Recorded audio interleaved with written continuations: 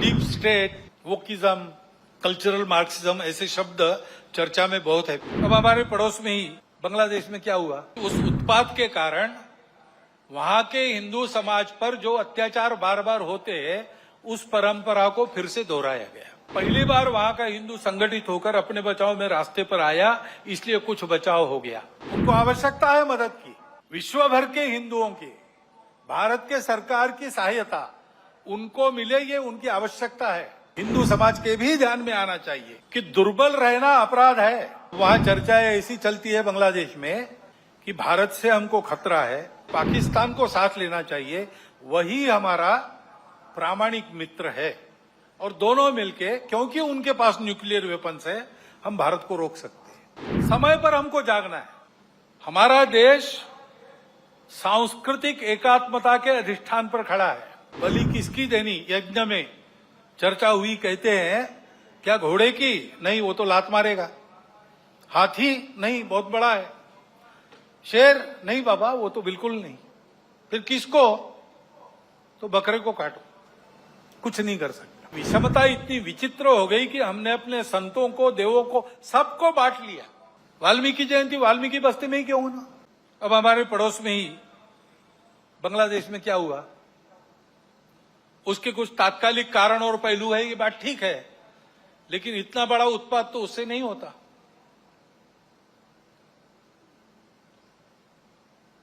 वो कारण, उनकी चर्चा, जिनका विषय है वो करें, परंतु दो बातें ध्यान में आती है। पहली बात है कि उस उत्पात के कारण वहां के हिंदू समाज पर जो अत्याचार बार बार होते हैं उस परंपरा को फिर से दोहराया गया।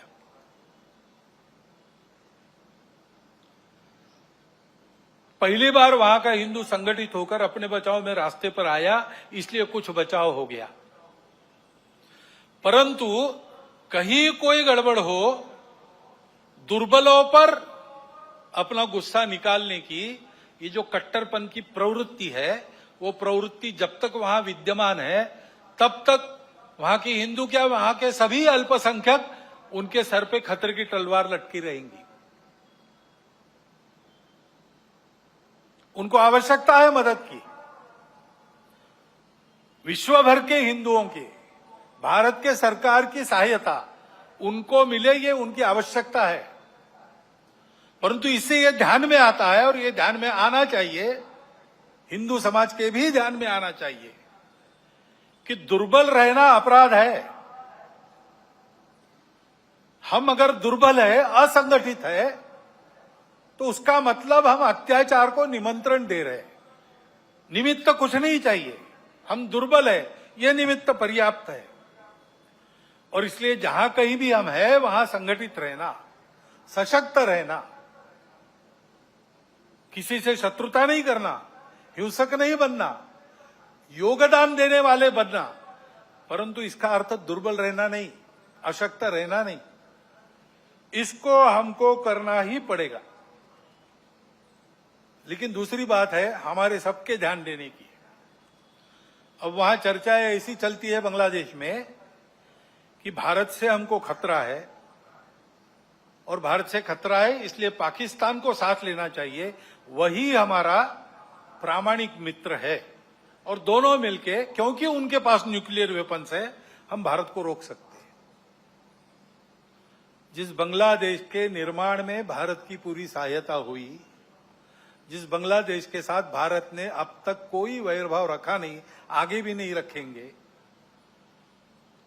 उस बांग्लादेश में ये चर्चाएं हो रही है। ये चर्चाएं कौन करा रहा है? ऐसे वर्णन, नैरेशंस वहां पर चले, ये किन किन देशों की हित की बात है? ये तो देखने वाले, सोचने वाले समझते हैं, नाम लेने की आवश्यकता नहीं। हमारे देश में भी ऐसा हो, ये इच्छा है, क्योंकि भारत बड़ा बनेगा तो सब स्वार्थ के दुकान तो बंद हो जाएंगे, और इसलिए भारत का ये सामर्थ्य न बने, ऐसे उद्योग चल रहे हैं। Deep state, wokeism, cultural Marxism ऐसे शब्द चर्चा में बहुत है। पिछले साल भी मैंने उल्लेख किया था, कुछ लोगों ने कहा था कि अपने यहां तो है ही नहीं। ऐसा नहीं है, अपने यहां है, बहुत पहले से है। क्योंकि केवल भारत नहीं, सभी सांस्कृतिक परंपरा के विरुद्ध ये विचार जाता है। परंपरा से दुनिया में कहीं भी कोई भी समाज जीवन में जो मंगल है, भद्र है, ऐसा मानता है, उसको ध्वस्त करना ये इनके कार्य प्रणाली का अंग है। और ये करने के लिए पहला सूत्र उनका होता है इन्वेड द इंस्टीट्यूशंस, संस्थाओं को कब्जे में लो।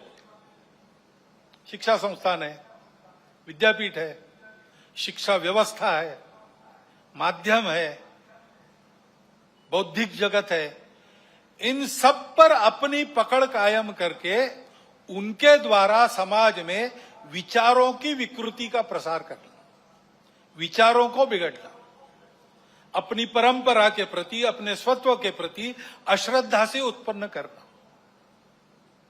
हम ही अपने लोगों को गाली दे, हम ही अपने बातों को तुच्छ माने, उनकी लज्जा करें, इस प्रकार का वातावरण पैदा करना। इतना बड़ा समाज है, उसकी कई विविधताएं हैं, उन विविधताओं को अलगाव में परिवर्तित करना। नहीं है वहां कोई जबरदस्ती विविधता आरोपित करके हम विविध है इसलिए हम अलग है, हम विविध है इसलिए हम एक नहीं है, हमारे स्वार्थ अलग है, ऐसा नैरेशन देना। इतना बड़ा समाज है, छोटी मोटी समस्याएं सबकी रहती है, बड़ी समस्याएं भी रहती है। समाज की स्थिति में सब कुछ ठीक ही रहता है ऐसा नहीं, सुधारने का भी बहुत कुछ होता है, तो कई अन्याय चलते रहने वाले रहते हैं। इन सबको लेकर एक असंतोष उत्पन्न करना, संघर्ष उत्पन्न करना, टकराव की स्थिति उत्पन्न करना, लोगों को उग्र बनाना, व्यवस्था, कानून, सत्ता, प्रशासन, इन सब के प्रति अश्रद्धा, अनादर का व्यवहार सिखाना, इससे उस देश पर बाहर से वर्चस्व चलाना आसान होता है। पहले जैसा आपस में युद्ध करना अब आसान नहीं है। अब युद्ध इस प्रकार से होता है, इसको मंत्र विप्लव कहते हैं अपने परंपरा में। ऐसा मंत्र विप्लव चल रहा है। और ऐसी भ्रम की स्थिति में उनको देश के अंदर भी कभी बार साथी मिल जाते हैं, जाने अनजाने। प्रजातांत्रिक देश है अपना, अनेक दल रहेंगे, उनकी स्पर्धा चलेगी, ये प्रजातंत्र की पद्धति है। लेकिन समाज में ये अलगाव, टकराव, देश की एकता, एकात्मता, देश के वैभव संपन्न होने के प्रयास से बड़े बन गए, अथवा दलों के स्वार्थ समाज की सद्भावना और राष्ट्र की एकात्मता को गौण बनाकर चलाए गए, तो फिर किसी एक का पक्ष लेके उनके पीछे खड़ा रहना, खुद मैदान में नहीं आना। अल्टरनेट पॉलिटिक्स ऐसा कहते हैं, पर्यायी राजनीति। उसके आड़ में अपना ये एजेंडा और ये पद्धतियां चलाती है। और ये मैं कोई कॉन्स्पिरेसी थियरी नहीं बता रहा हूं, पुस्तकें निकल रही है पाश्चात्य देशों से वहां की परिस्थिति के बारे में। पाश्चात्य जगत के अनेक प्रगत देशों में इस मंत्र विप्लव के परिणाम स्वरूप जीवन की स्थिरता, शांति और मांगल्य संकट में पड़ा हुआ उनको अनुभव होता है, हमको भी दिखाई देता है।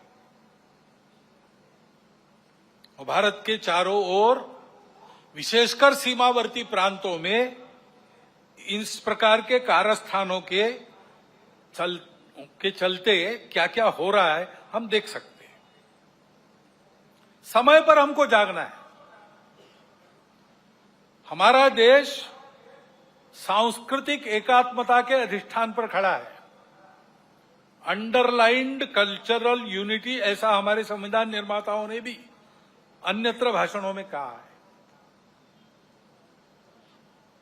और नैतिक विचारों का, अध्यात्म के सत्य का एक बलशाली अधिष्ठान हमारे समाज की स्थिरता को, आपस के संबंधों को, व्यक्तिगत और राष्ट्रीय व्यवहार को मिला है। इन आधारों को नष्ट करने के कुप्रयासों को समय के पूर्व हमको रोकना पड़ेगा। उसके लिए समाज को प्रयास करने पड़ेंगे। एक ऐसा राष्ट्रीय नैरेटिव चलाना पड़ेगा, उसके लिए योजना बनानी पड़ेगी। कानून संविधान की मर्यादा में रहते हुए, अपने सांस्कृतिक अधिष्ठान पर पक्का रहते हुए हमको इसकी योजना बनानी पड़ेगी, क्योंकि समाज को सुरक्षित रखने के लिए इसी का उपयोग होगा। संस्कारों का क्षरण इन विभेदकारी ताकतों को पुष्ट करता है, और वो बलवान होती है तो वो भी संस्कारों के क्षरण का कारण बनती है। और हम देख रहे हैं कि भारतवर्ष में इस प्रकार का मनोवचन कर्मों पर कुप्रभाव निर्माण हो रहा है, क्योंकि अब कोई बात छिपी रहती नहीं, मीडिया सर्वत्र पहुंचता है। बड़ों के साथ बच्चों के हाथ में भी मोबाइल है। मोबाइल पर वो क्या देख रहे हैं, उनको क्या दिखाया जा रहा है, इस पर कोई नियंत्रण नहीं है। घर में क्या देखना नहीं देखना, इस प्रकार का विवेक नहीं मिल रहा है। ऐसी स्थिति में घर परिवारों में ये नियंत्रण स्थापित करना और अपनी विधि व्यवस्था में भी इसके व्यवस्था के लिए, कोई इसके नियंत्रण के लिए कानून बनना, इसकी आवश्यकता है। क्योंकि इन संस्कार भ्रष्टता के कई प्रकार के कुपरिणाम है। ये विवेक न होने के कारण कई जगह नई पीढ़ी नशीली दवाओं की आदतों में खोखली होती चली जा रही है। कहीं पर दिखता है, कहीं पर नहीं दिखता है। कहीं कहीं पर ऐसा भी हो गया है कि कोई नशीली दवा जो नहीं लेता उसको पिछड़ा माना जाता है। इस प्रकार का वातावरण भी उत्पन्न हो रहा है। और हम देखते हैं कि हमारे देश की परंपरा क्या है, हमारा देश कैसा है। एक द्रौपदी के वस्त्र को हाथ लगा, महाभारत हो गया। एक सीता का हरण हो गया, रामायण हो गया। यहां पर कैसी घटनाएं घट रही है। अब कलकत्ता में जो हुआ आरजीकर अस्पताल में, लज्जाजनक घटना है, हम सबको कलंकित करने वाली घटना। और ये एक नहीं है,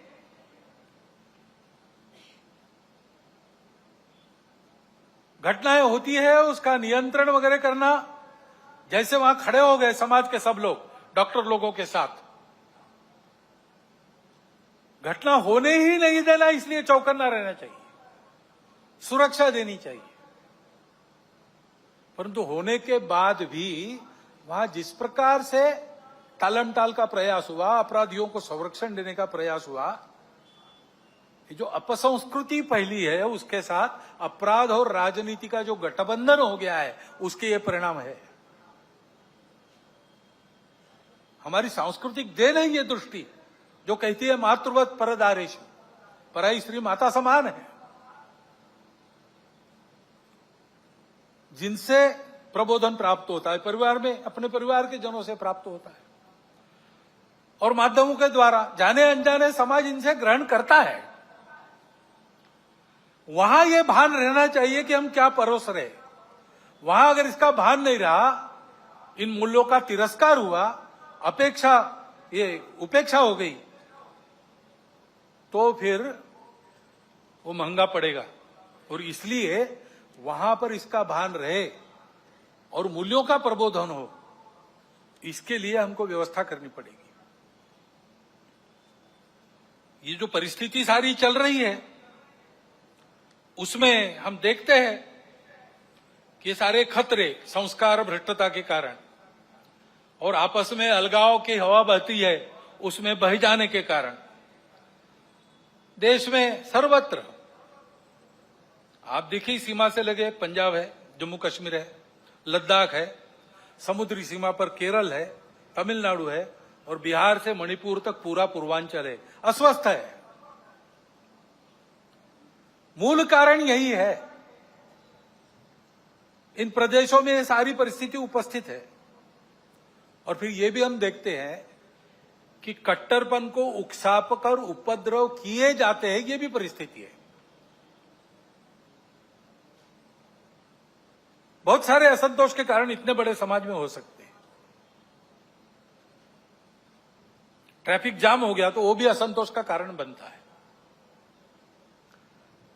असंतोष को व्यक्त करने के रास्ते भी हमारे संविधान ने बताए।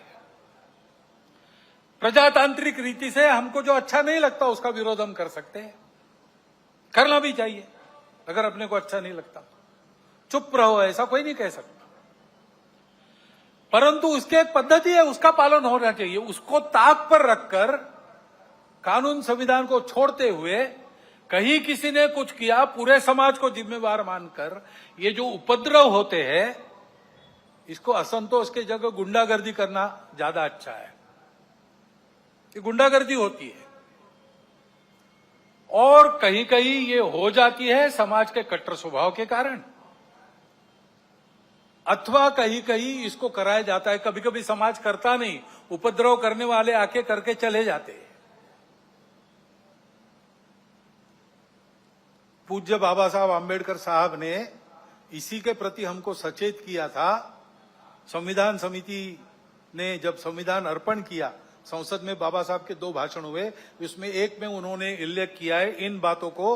उन्होंने ग्रामर ऑफ अनार्की, अराजकता का व्याकरण कहा है। अब ये इशारा हमको मिल चुका है, हम लेकिन ऐसा करते हैं। अभी गणेश उत्सव के पथराव विसर्जन के जुलूसों पर हुआ, क्यों हुआ? कोई कारण नहीं था। ऐसी बातों का नियंत्रण त्वरित करना प्रशासन का काम है। कहीं करते हैं, कहीं थोड़ी ढिलाई भी दिखती है, परंतु प्रशासन आते तक तो समाज को भुगतना पड़ता है। तो इसलिए समाज को तैयार रहना चाहिए, सावधान रहना चाहिए, तैयार रहना चाहिए। गुंडागर्दी नहीं चलने देनी है। गुंडागर्दी को किसी का सैंक्शन नहीं है, और गुंडागर्दी किसी की भी हो वो क्षम्य नहीं है। अपना और अपनों का प्राण और चीज वस्तु, इसकी रक्षा करना ये अपना अधिकार है, मूलभूत अधिकार है। बातें प्रशासन को, पुलिस को करनी है, उनको ही करनी देनी चाहिए। उनके आते तक अपने प्राण को बचाना, अपनों के प्राणों को बचाना, ये अपना अधिकार है। उसके लिए समाज को सजग रहना पड़ेगा। सजगता से होगा ही नहीं, हो गया तो सन्नद्ध भी रहना पड़ सकता है। भाई वर्णन सारा किसी को लड़ाने के लिए नहीं कर रहा हूं, डराने के लिए भी नहीं कर रहा हूं। ये परिस्थिति है, दूसरी भी है, अच्छी परिस्थिति भी है, अच्छी बातें भी हो रही। हमको इस परिस्थिति में से जाना है, और इसलिए क्योंकि हम सबकी इच्छा है अपना देश एकात्म हो, सारे झगड़े समाप्त हो, अपना देश बड़ा बने, सबकी इच्छा है, सबका कर्तव्य भी है। और इसलिए समाज की एक विशिष्ट प्रकार की स्थिति चाहिए, विशिष्ट दिशा में प्रयासों की आवश्यकता रहती है। समाज स्वयं जगता है, अपना पुरुषार्थ करता है, तब महापुरुष, संगठन, संस्थाएं, प्रशासन, शासन, ये सब सहाय्य कार्य होते हैं। समाज की स्वस्थ स्थिति से सारे उपद्रव टल जाते हैं। जैसे इम्यूनिटी कम होने के बाद रोग आते हैं, स्वस्थ अवस्था शरीर की ढलती है, बीमारियां बाद में घेरती है, और बीमारियां भी स्वस्थता को नष्ट करती है। और इसलिए यह स्वस्थ अवस्था समाज की सशक्त अवस्था, यानी समाज की संगठित अवस्था है। समाज को सशक्त रहना चाहिए, संगठित रहना चाहिए, क्योंकि दुर्बलों की परवाह देव भी नहीं करते। अश्वम नैव गजम नैव व्याघ्रम नैव च नैव च, बलि किसकी देनी यज्ञ में चर्चा हुई, कहते हैं क्या घोड़े की? नहीं, वो तो लात मारेगा। हाथी? नहीं, बहुत बड़ा है। शेर? नहीं बाबा, वो तो बिल्कुल नहीं। फिर किसको? तो बकरे को काटो, कुछ नहीं कर सकता। देवो दुर्बल घातका। और इसलिए इस स्वस्थता को, संगठित को उत्पन्न करने के लिए संपूर्ण समाज में कुछ विषय हम शताब्दी वर्ष के पश्चात ले जाएंगे। अभी 1.25 साल शुरू हुआ है, वो पूरा होगा 1925 में। उसके बाद साल भर शताब्दी वर्ष का कुछ चलेगा। उसके बाद समाज में हम विषय लेने जाने वाले हैं। समाज के स्वस्थ स्थिति की पहली शर्त है सामाजिक समरसता और सद्भावना। इसके बिना संगठन संभव नहीं। और इसलिए इन बातों को ले जाना है। लेकिन ये बात ले जानी है, कार्यक्रम ले जाने से नहीं होता। कुछ प्रतीकात्मक कार्यक्रम कर लिए तो समरसता सद्भावना नहीं आती है। व्यक्तिगत स्तर पर, पारिवारिक स्तर पर काम करना पड़ता है। समाज के सभी वर्गों में व्यक्तियों की और कुटुंबों की मित्रता होनी चाहिए। मैं जितने दायरे में घूमता हूं, फिर काम करता हूं, वहां के सब प्रकार के रहने वालों में मेरे मित्र होने चाहिए। मेरे परिवार के मित्र कुटुंब वहां सब प्रकार के रहने वालों में होने चाहिए।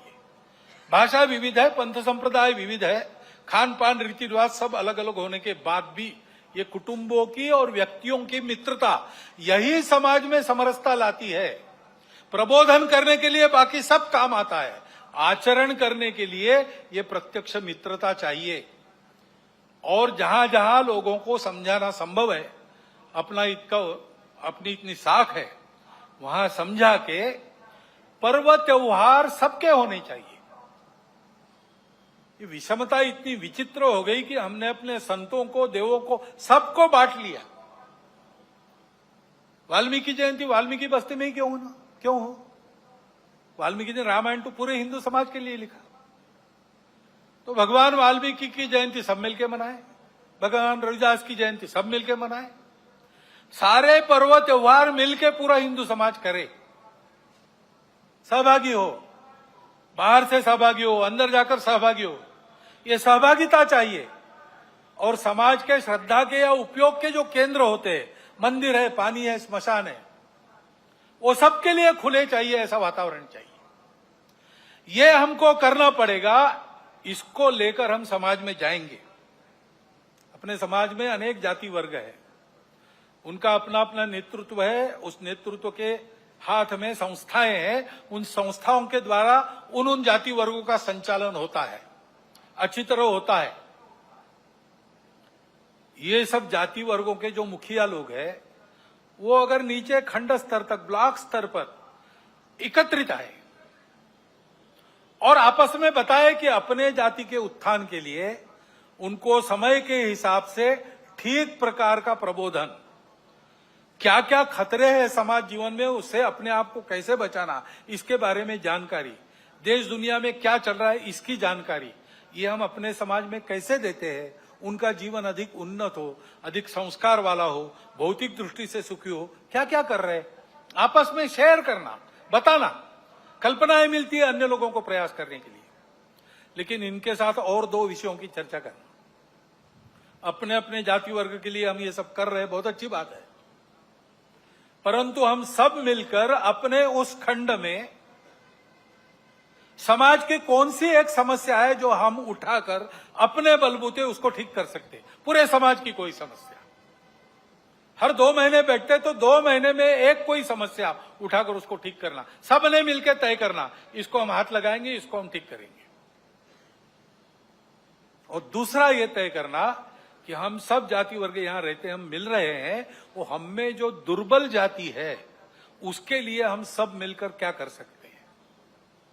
ऐसी एक बैठक में मैं था, वह वाल्मीकि बंधु थे, उन्होंने खड़े होकर बताई अपनी समस्या। हमारे बच्चों के लिए विद्यालय नहीं है, सरकारी विद्यालय चलता नहीं है, प्राइवेट विद्यालय हमको पुराता नहीं है, बच्चे कहां पढ़े। तो वहां राजपूत समाज के लोग बैठे थे, खड़े हो गए, उन्होंने कहा आपकी बस्ती तो हमारी बस्ती को लगकर है। उनका है, बोले हमारा स्कूल है, 20% लोगों को हम लेंगे, बिना फीस के पढ़ाएंगे। और वो काम शुरू हो गया। समाज में विभिन्न जाति वर्गों के लोग बैठकर नियमित इन 3 विषयों का विचार अगर करते हैं तो समाज में सद्भावना नहीं रहेगी तो क्या रहेगा, और कौन उस सद्भावना को तोड़ सकेगा। क्योंकि सब जानते हैं कि हम अपना भी विचार करते हैं, सबका भी विचार करते हैं, हम सब एक दूसरे से लगे हैं, हमारे संबंध है। ये करना पड़ेगा, इस बात को लेकर हम जाएंगे। है।